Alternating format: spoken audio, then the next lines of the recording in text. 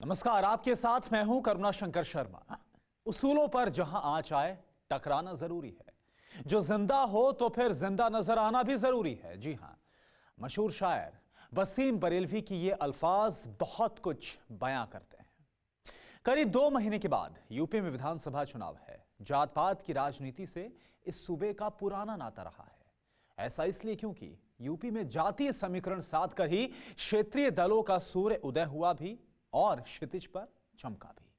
लेकिन क्या मजहब इस बार चुनावी मुद्दा बनेगा, खासकर तब जब यूपी चुनाव में ओवैसी की एंट्री हो चुकी है। ऐसे में यूपी के 20% मुसलमान क्या ओवैसी की पतंग की डोर थामेंगे? आखिर ओवैसी फैक्टर यूपी चुनाव के कितने समीकरण बदलने वाला है?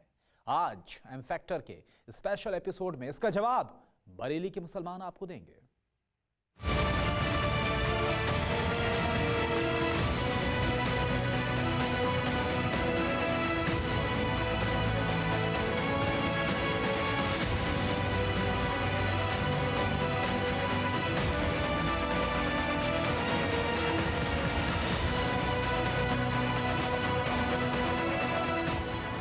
मगर ये पूरी तवज्जो मोदी की, योगी की, अखिलेश की, राहुल की, मायावती की, सब किस पर है? मुसलमान कहा जा रहा है।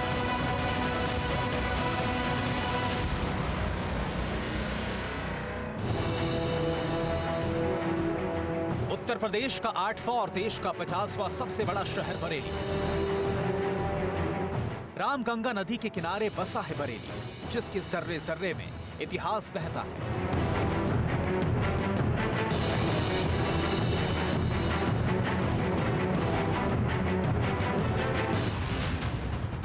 बरेली मूवमेंट से बांस बरेली, सुरमा नगरी, नाथ नगरी और सरी नगरी के नाम से मशहूर बरेली क्रांतिकारियों का गढ़ रहा। 10 मई 1857 को मेरठ में शुरू हुआ विद्रोह यहां पर भी पहुंचा। इसकी आग पेशावर तक पहुंची थी। हाफिज रहमत खान के पोते खान बहादुर खान रोहिल्ला ने बरेली में 1857 में अपनी सरकार बना ली। भारत में बरेलवी मुसलमान सबसे ज्यादा माने जाते हैं। बरेली की इस धरा से अमजद खान ने बरेलवी मूवमेंट का आगाज किया था। तब बरेलवी मुसलमानों ने तालिबान की मुखालफत की थी। जो मुसलमानों के लिए काबा है, वो बरेलवी मुसलमानों के लिए बरेली है। काबा भी है, पर बरेली और अहम है। ये शहर बरेली मशहूर शायर वसीम बरेलवी का है।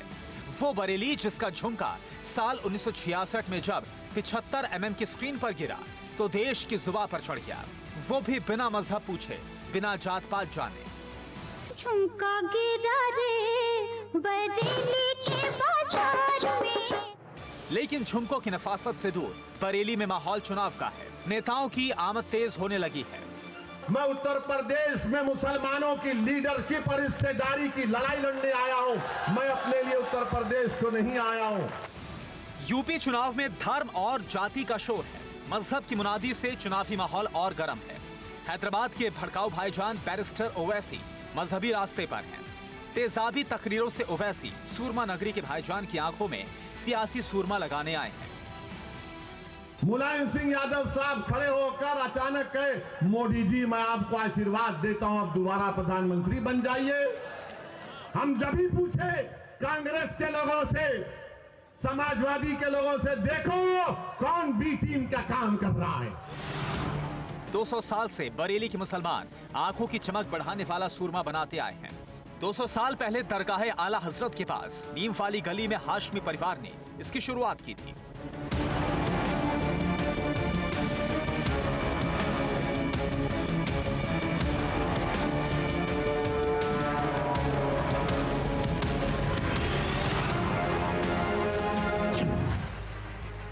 सियासत बरेली मुसलमानों की आंखों से सुरमा चुराने निकली है। लेकिन मजहबी तकरीरों और बुनियादी मुद्दों के बीच बरेली में हवा किसकी है? मांझे के लिए मशहूर शहर बरेली के मुसलमान क्या ओवैसी की पतंग की डोर पर धार लगाएंगे?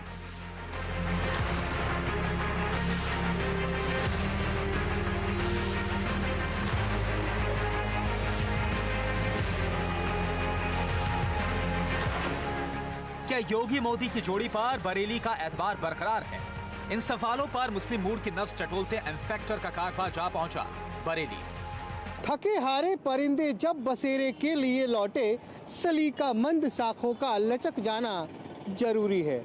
नमस्कार, मैं हूं श्रीनिवास और ठीक हमारे पीछे ये झुमका देखकर आप समझ सकते हैं कि इस वक्त एम फैक्टर का कारवां पहुंच चुका है अजीम शायर वसीम बरेलवी के शहर बरेली में, अपने उसी अहम सवाल के साथ कि आखिर यहाँ के मुसलमानों का क्या है सियासी मिजाज और क्या कहता है बरेली का मुस्लिम मूड मीटर। 9 विधानसभा सीट वाले बरेली में चुनावी नैया जातिगत भंवर में डोलती आई है। हिंदुओं के बाद बरेली में दूसरी सबसे बड़ी आबादी मुसलमानों की है। बरेली में एम फैक्टर क्यों हार जीत का टर्निंग पॉइंट माना जाता है, इसे आंकड़ों के जरिए समझिए। बरेली में 34.54% मुस्लिम वोटर हैं, तो वहीं 63.64% हिंदू वोटर हैं और अन्य 1.82% हैं। 2022 के सियासी संग्राम में क्या बरेली के 35% मुसलमानों के लिए कोई मुद्दा है? मुस्लिम मूड की पहली टेस्टिंग सियासतदानों की नींदें उड़ाने वाली है। उत्तर प्रदेश में चुनाव जैसे जैसे करीब आ रहे हैं, इतिहास के पन्ने पलटे जा रहे हैं। किसी को अकबर याद आ रहे हैं, किसी को जिन्ना याद आ रहे हैं। आखिर क्यों याद आ रहे हैं? इसके पीछे सियासत क्या है? शायद मुस्लिम मतों की सियासत है। चलिए, नेताओं की बात तो कुछ और है।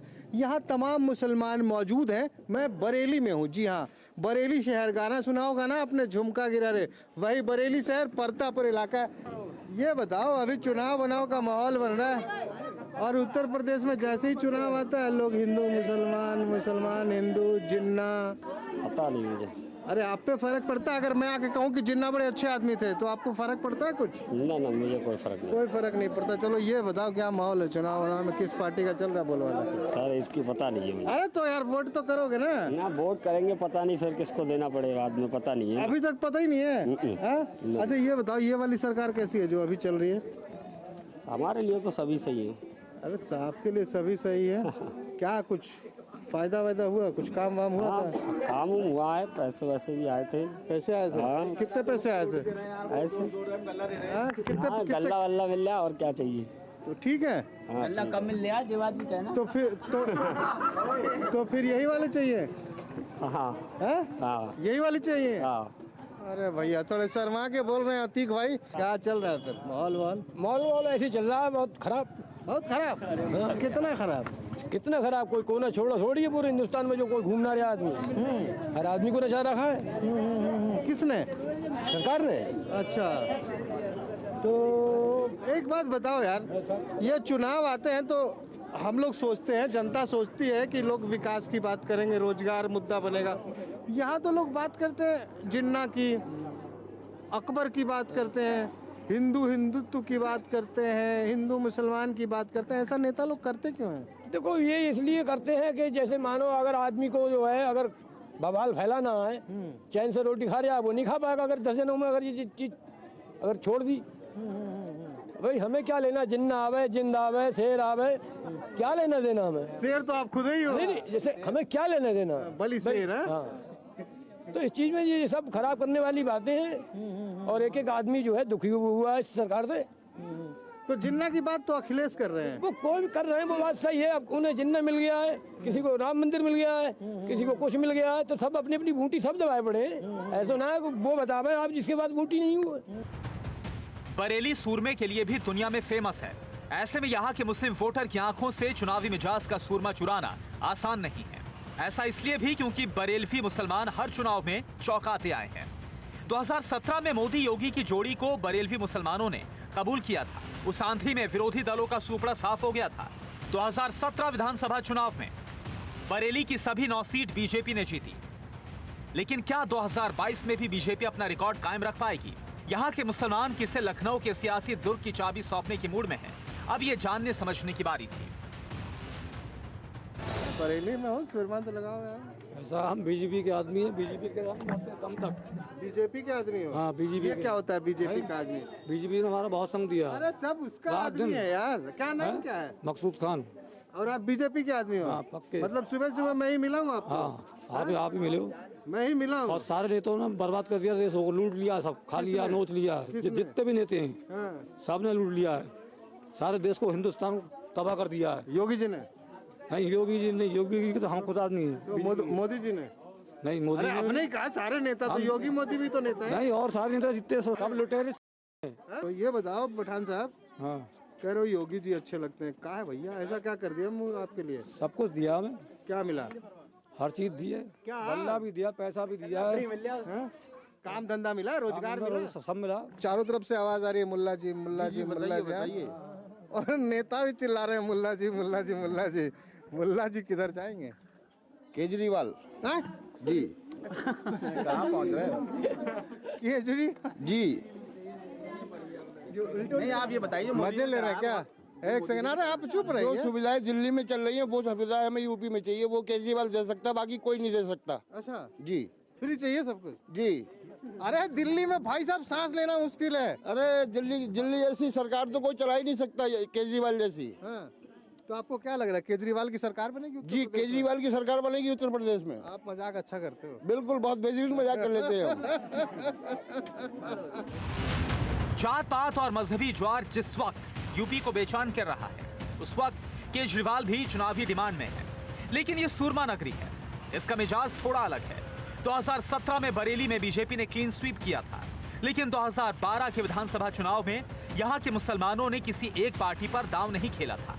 2012 में बरेली की 9 सीट में से 3 सीट भारतीय जनता पार्टी के खाते में गई, 3 ही सीट समाजवादी पार्टी, जबकि 2 सीट पर बहुजन समाज पार्टी ने कब्जा किया, जबकि 1 सीट आईईएमसी के खाते में गई थी। 2017 में बरेली में मुस्लिम महिला वोटर्स का वोट शेयर मुस्लिम पुरुषों से ज्यादा था। ऐसे में इस बार बरेली के खातूनों को कौन कबूल है? अब इस पहेली का जवाब जानने की बारी थी। प्रतापपुर में अभी जहां हम मौजूद हैं वहां बताया गया यहाँ पे कहीं आसपास शादी हो रही है, माहौल बना हुआ है, बहुत सारी महिलाएं भी हैं यहाँ। क्या नाम है आपका? गुलशन। गुलशन, ये बताइए वोट कर दिए?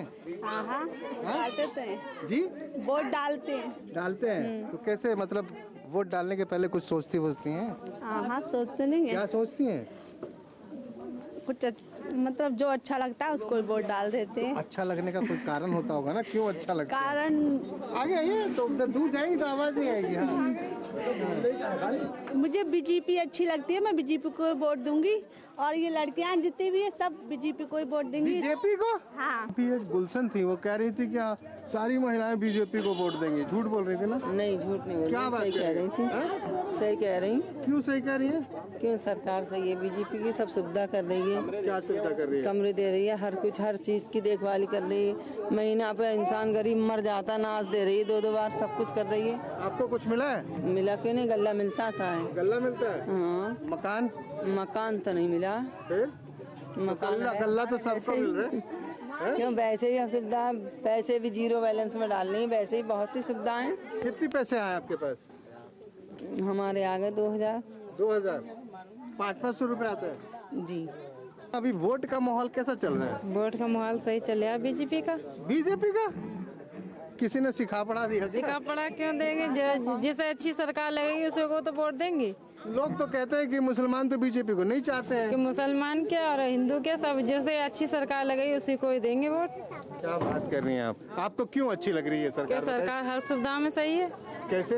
हर सुविधा में सही है, क्यों सबको, किसानों को और उसको सबको वो दे रही सुविधा। कोई सरकार ने क्यों 0 बैलेंस में भी कोई सरकार ने पूछा भूखे प्यासे कैसे ही सही पूछ तो रही है ये सरकार। कौन, योगी जी? और क्या पूछ रही है? और पूछती नहीं तो वैसे देती। सही कह रही है। महीने में 2 बार अनाज मिल रहा है, सही है, सुविधाएं मिल रही है।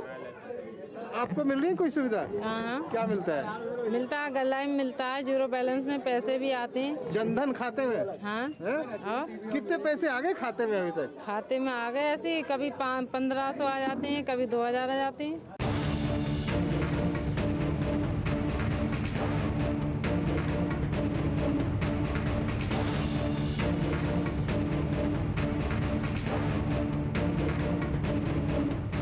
अब तक की पड़ताल में समझ आने लगा था कि बरेली में बुनियादी मुद्दों की गूंज है। मुद्दा विकास का है, रोटी रोजगार का है। यहां धर्म जात पात कोई मुद्दा नहीं है। बरेलवी मुसलमान जातिगत राजनीति और सियासी गठजोड़ से तौबा करते दिखे, लेकिन प्रधानमंत्री नरेंद्र मोदी जिन साइलेंट वोटर के दावे करते हैं उसका ट्रेलर ग्राउंड जीरो पर दिखा। उधर रैलियों में उमड़ी भीड़ से हैदराबादी भाईजान गदगद है। और जितने मुसलमानों को आपने वोट दिया है माजी में, इनको सिर्फ इलेक्शन जीतने से मतलब था। वो ये समझते थे कि हम जीत जाएंगे तो बस काम हो गया। मैं ये कह रहा हूं कि मैं मिटने तैयार हूं, मगर तुमको जीतना है इंशाअल्लाह ताला। लेकिन सवाल यह है कि ओवैसी की जनसभा में जो भीड़ आ रही है, क्या वो वोट में कन्वर्ट होगी? बरेली शहर विधानसभा क्षेत्र का ये परतापुर इलाका है। मैं अंदर से निकलकर बाहर सड़कों की तरफ एक बार फिर से आ रहा था। यहाँ पे दुकान पे कुछ लोग मिल गए। ये अम्मा मिली, कुछ बोल रही थी। अम्मा से बात करते हैं। अम्मा क्या नाम है? परवीन है हमारा नाम। अच्छा, अम्मा ये बताओ, वोट देती हो आप? हाँ देते हैं वोट। कितने साल से दे रही हो? हम वोट दे रहे हैं 25 साल से। 25 साल? 35 साल से। 35 साल से वोट दे रहे हैं, बराबर दे रहे हैं वोट। बड़े सारे मुख्यमंत्री बना दिए होंगे? हाँ, और कितने बना दिए? अरे राजीव गांधी है, कौन जी है? हाँ, ये बना दिया हमने। हाँ। मुलायम सिंह जीता, हमारी वोट से जीत रहा, हमारी वोट से ही। बरेली में असल लड़ाई बीजेपी बनाम समाजवादी पार्टी में मानी जा रही है, लेकिन बरेली कभी कांग्रेस का गढ़ भी रही है। 1951 में लोकसभा चुनाव में कांग्रेस के सतीश चंद्र विजय हुए थे। इस सीट पर 1971 तक कांग्रेस ही काबिज रही। 1977 में आपातकाल के बाद सियासी हवा बदली। तब कांग्रेस के सतीश चंद्र को भारतीय लोक दल के प्रत्याशी राम मूर्ति ने करारी शिकस्त दी थी। 1989 से बीजेपी के संतोष गंगवार यहां से सांसद बने, लेकिन 2009 में संतोष गंगवार कांग्रेस के प्रवीण सिंह से हार गए। लेकिन फिर 2014 और 2019 में बीजेपी के संतोष गंगवार ने जीत दर्ज की। लेकिन इस बार बरेली के मुस्लिम मोहल्लों में किसकी हवा है? 2017 में यहां की सभी 9 सीटें बीजेपी के खाते में गई थी, लेकिन बरेली इससे पहले बहुजन समाज पार्टी के हाथी से लेकर एसपी की साइकिल की सवारी करता रहा है। तो क्या इस बार बरेली में साइकिल दौड़ेगी? ये कहने को तो चाहे कोई कुछ कहे, फिलहाल ये चुनाव महंगाई के मुद्दों को लेके होना है। जनता की कमर टूट चुकी है बिल्कुल भी। तो ये नेताओं को समझ में नहीं आ रहा? अब ये नेताओं का मामला, क्यों पब्लिक जो है वो अपने उस नज़रिए से देख रही है, क्योंकि इतना पेट्रोल डीजल हर चीज़ पे इतनी महंगाई, ट्रांसपोर्ट इतना बढ़ गया, सब्जियों के रेट इतने बढ़ गए हैं कि हालत ख़राब है। नेता तो कहेंगे कुछ ना कुछ की सांप्रदायिक बातें करेंगे, कोई कुछ करेगा। तो आखिर अब करेंगे क्या? हर कोई तो यही कर रहा है। क्यों देखो, जनता का मूड है, सरकार में बदलाव चाहती है। बदलाव चाहती है तो बदलाव, क्योंकि 5 साल देख लिया इन्होंने, कुछ करा नहीं जनता के लिए। महंगाई से गरीब और गरीब होता चला गया, बुरे हालात हो गए। अब इन्हीं चीज़ों को लेके जनता जो है सरकार में बदलाव चाहती है। विकास के नए पैमाने पर यूपी का चुनावी दंगल तैयार है। सबके अपने अपने दावे हैं, अपने अपनी दलीलें हैं। अब देखना यह है कि 2022 में बरेलवी भाईजान किसे सत्ता की चाबी सौंपेंगे। बरेली शहर विधानसभा से आज के इस एपिसोड को यहीं विराम देते हैं। लेकिन ये शहर है वसीम बरेलवी साहब का। तो जाते जाते बरेलवी साहब की 2 लाइनें, नई उम्र की खुद मुख्तारियों को कौन समझाए, कहाँ पे बच के चलना है और कहाँ जाना जरूरी है।